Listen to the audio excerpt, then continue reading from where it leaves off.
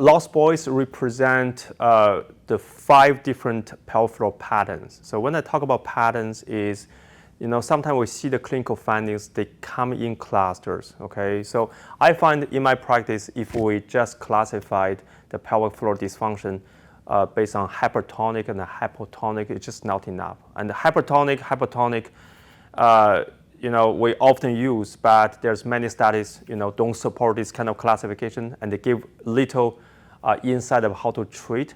So that's why when I treat so many people, I start to identify these 5 patterns, okay? That's the restriction pattern, underactivation pattern, guarding pattern, myofascial pattern, and then we have the normal pattern. So when I have this pattern, I can easily link what we see if that's actually represent the patient's symptoms. If they link together, I call it a pelvic floor dysfunction. So if they are not explained, so I have to think about the other things. So the 5 patterns really help me to understand my patient and the pelvic floor, how I treat them, and with targeted intervention. For example, if we only see 2 different cases, and they all have what we call the hypertonicity based on palpation, okay?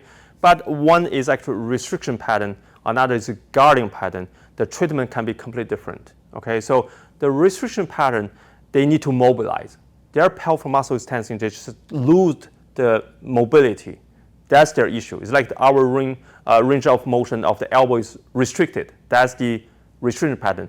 Patients normally tolerate it very well in terms of the mobilization. They tend to not have a lot of flare-ups.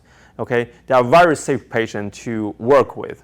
But compared to a guarding pattern, there's a lot of involuntary contraction, spasm. So the treatment is going to be very different. So for them, we'll focus on in the middle range, which is more like the regulation, the relaxation component. So they're going to respond to treatment very differently. They're going to easily get a flare-up. They tend to be very, precautious, and a lot of psychosocial factors also kick in that guarding pattern. So treatment can be different, but they can all identified as hypertonic. And if you use a pattern, and they're going to help you to guide the different treatment. Palpation-based is very subjective, and so first of all, the hypertonicity is not the terminology if the patient have no neurological condition we should use. So in terms of the terminology, the definition is already wrong, but also palpation-based doesn't reflect what we see in terms of pelvic floor function, okay?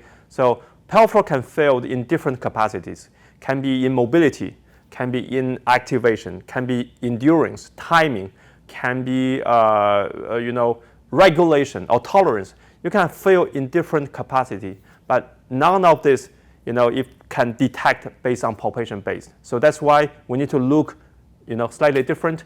But also, if we really just if we don't group them, if just based on one single findings, pelvic floor findings can be so diverse. So there's no way for you to track which you should work first. Should I work on the trigger point, tender point, relaxation, contraction, which will work first?